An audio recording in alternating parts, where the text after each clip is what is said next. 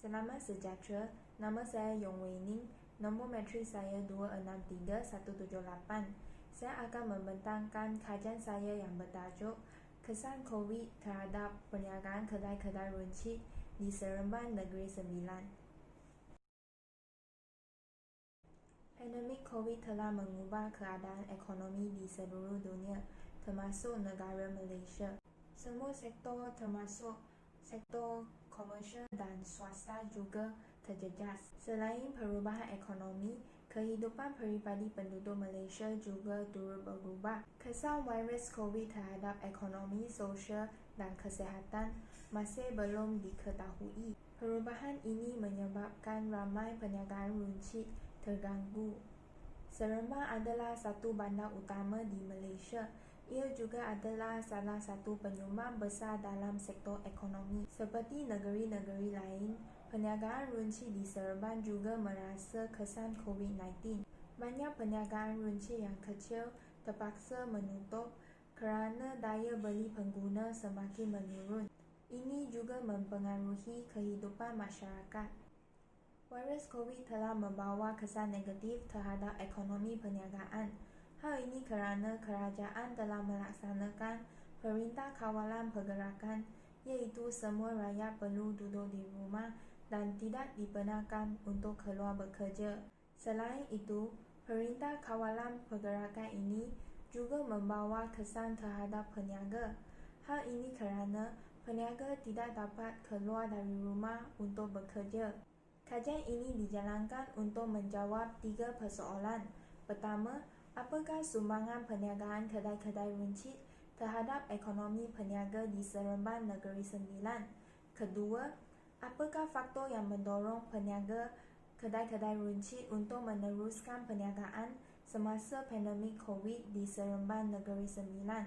Ketiga, apakah kesan COVID terhadap perniagaan kedai-kedai runcit di Seremban Negeri Sembilan?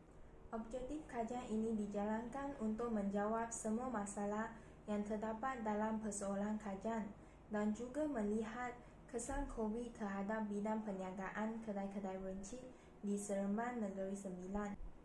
Kajian ini adalah penting untuk mengenal pasti kesan COVID terhadap ekonomi dan bagaimana ia mempengaruhi ekonomi di Seremban Negeri Sembilan. Selain itu, untuk memastikan kejelasan keadaan dan membolehkan orang membuat persiapan untuk masa depan sekiranya mereka ingin menceburkan diri dalam perniagaan runcit.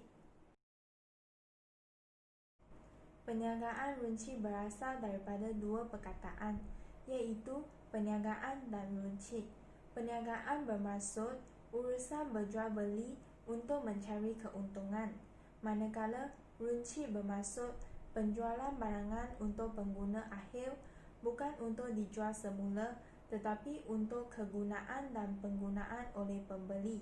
Terdapat beberapa jenis perniagaan runcit, iaitu kedai runcit dan pasar raya, peruncit gudang, peruncit khas, peruncit kemudahan.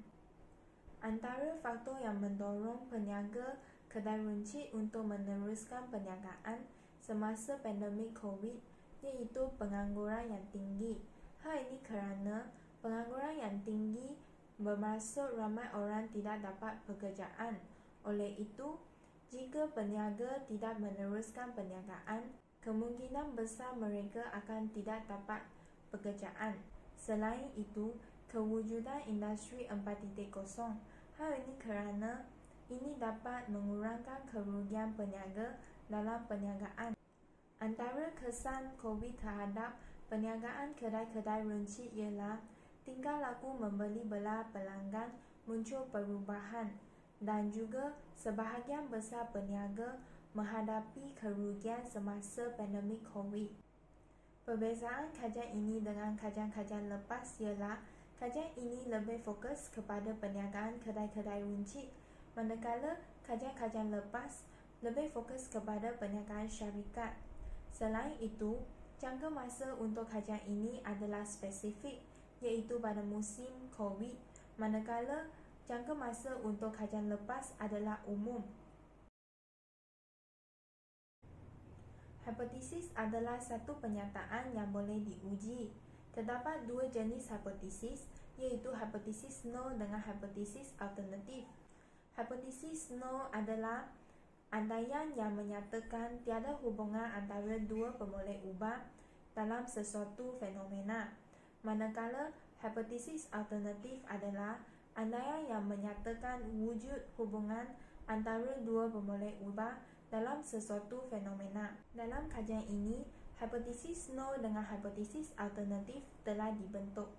Dalam proses mengumpulkan maklumat dan data, penyelidik telah menggunakan dua sumber, iaitu sumber primer dengan sumber sekunder. Dalam sumber primer, penyelidik telah menggunakan borang soal selidik.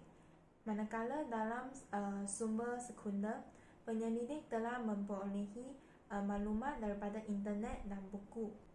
Dalam borang soal selidik, penyelidik telah menyediakan dua bentuk soalan, iaitu soal selidik terbuka dengan soal selidik tertutup.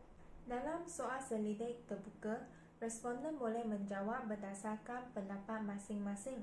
Manakala dalam soal selidik tertutup, responden hanya boleh memilih jawapan yang telah ditetapkan.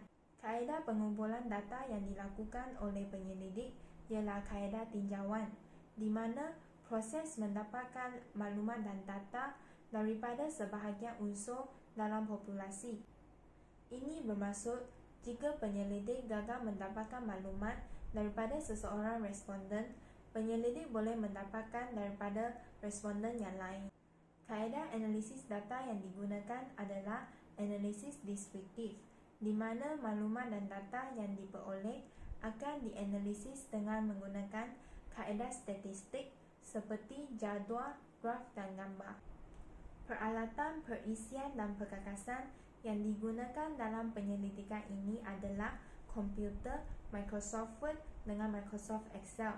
Ketiga-tiga instrumen ini digunakan adalah untuk menganalisis data dan membuat laporan kajian. Bagi sasaran kajian, responden yang dipilih untuk menjawab soal selidik adalah peniaga yang menjalankan perniagaan kedai-kedai runcit di Seremban Negeri Sembilan. Manakala dari segi sampel, terdapat banyak kedai-kedai runcit di kawasan Seremban, tetapi penyelidik hanya mengambil sampel kajian seramai 50 responden sahaja.